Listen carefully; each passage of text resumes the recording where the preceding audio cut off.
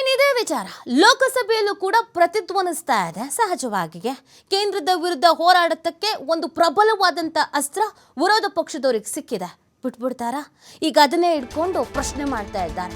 ಲೋಕಸಭೆ ಕಲಾಪ ಪುನಾರಂಭ ಆಗ್ತಾ ಇದ್ದಂತೆ ಮತ್ತೆ ಕೋಲಾಹಲ ಸೃಷ್ಟಿಯಾಗಿದೆ. ಸದನದ ಬಾವಿಗಿಳಿದು ವಿಪಕ್ಷ ಸದಸ್ಯರಿಂದ ಘೋಷಣೆ ಕೂಗಲಾಗ್ತಾ ಇದೆ. ವಿಪಕ್ಷಗಳ ಗದ್ದಲ ಗಲಾಟೆಯ ನಡುವೆಗೆ ಪ್ರಶ್ನೋತ್ತರ ಕಲಾಪ ಭಿತ್ತಿಪತ್ರಗಳನ್ನು ಹಿಡ್ಕೊಂಡು ಪ್ರತಿಭಟನೆಯನ್ನ ಮಾಡಲಾಗ್ತಾ ಇದೆ. ಸೊ ಒಂದು ಸದನ ನಡೆಯುತ್ತೆ ಅಂತಂದಾಗ ದೇಶದ ಜನ ಕಾಯ್ಕೊಂಡು ಕೂತಿರ್ತಾರೆ. ನಮ್ಮ ಭಾಗದ ಬಗ್ಗೆ ಏನೋ ಮಾತಾಡ್ತಾರೆ, ಅನುದಾನದ ಬಗ್ಗೆ ಏನೋ ಮಾತಾಡ್ತಾರೆ, ಚರ್ಚೆಗಳಿಗೇನೋ ಆಗತ್ತೆ ಅಂತ. ಬಟ್ ಈಗ ಎಲ್ರಿಗೂ ಮೇನ್ಲಿ ಬೇಕಾಗಿರೋದು ಇದೇ ಪ್ರತಿಭಟನೆಯ ವಿಚಾರ. ಸಹಜವಾಗಿ ರಾಜಕೀಯ ಇದರಲ್ಲಿ ಮರ್ಜ್ ಆಗೇ ಆಗಿರುತ್ತೆ. ಅವ್ರವ್ರ ಬೆಳೆ ಬೇಯಿಸ್ಕೊಳ್ಳೋದು ಅವ್ರು ಮಾಡೇ ಮಾಡ್ತಾರೆ. ಈ ಕೇಂದ್ರ ಸರ್ಕಾರದವ್ರದ್ದು ಲೋಪದೋಷ ಇದು.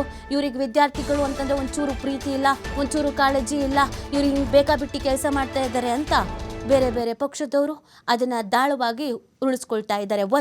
ಇನ್ನೊಂದು ವಿದ್ಯಾರ್ಥಿಗಳ ಪರವಾಗಿ ಧ್ವನಿ ಎತ್ತಕ್ಕೆ ಸ್ಟ್ರಾಂಗ್ ಆಗಿ ಯಾರಾದರೂ ಬೇಕು. ಅದನ್ನು ಇದೀಗ ವಿಪಕ್ಷಗಳು ಮಾಡ್ತಾ ಇರೋದು. ಸದನದ ಬಾವಿಗೆ ಇಳಿದು ವಿಪಕ್ಷ ಸದಸ್ಯರಿಂದ ಘೋಷಣೆಗಳನ್ನು ಕೂಗಲಾಗ್ತಾ ಇದೆ. ಈ ಸರ್ಕಾರದ ವಿರುದ್ಧ ಹೋರಾಟಕ್ಕೆ ಮುಂದಾಗ್ತಾ ಇದ್ದಾರೆ. ಇದು ನಿಜವಾಗ್ಲೂ ಕೂಡ ಕೇಂದ್ರಕ್ಕೆ ತೀವ್ರ ಪ್ರಮಾಣದ ಮುಜುಗರ ತಂದಿರುವಂಥ ಪ್ರಕರಣ. ಬ್ಯಾಲೆನ್ಸ್ ಮಾಡೋದಕ್ಕೆ ಪ್ರಯತ್ನ ಪಡ್ತಾ ಇದ್ದಾರೆ. ಹೆಂಗಾದರೂ ಮಾಡಿ ಬ್ಯಾಲೆನ್ಸ್ ಮಾಡಲೇಬೇಕು ಅಂತ. ಈಗ ಆಲ್ರೆಡಿ ರೈತ ವಿರೋಧಿ, ಮಹಿಳಾ ವಿರೋಧಿ, ವಿದ್ಯಾರ್ಥಿಗಳ ವಿರೋಧಿ ಈ ಥರದ್ದೆಲ್ಲ ರೀತಿಯಾದಂಥ ಪಟ್ಟನ್ನು ಪಡ್ಕೊಂಡ್ಬಿಟ್ಟಾಗಿದೆ. ಈಗ ಬ್ಯಾಲೆನ್ಸ್ ಮಾಡಬೇಕು. ಹೆಂಗೆ ಬ್ಯಾಲೆನ್ಸ್ ಮಾಡ್ತಾರೆ ಅನ್ನೋದು ಗೊತ್ತಿಲ್ಲ.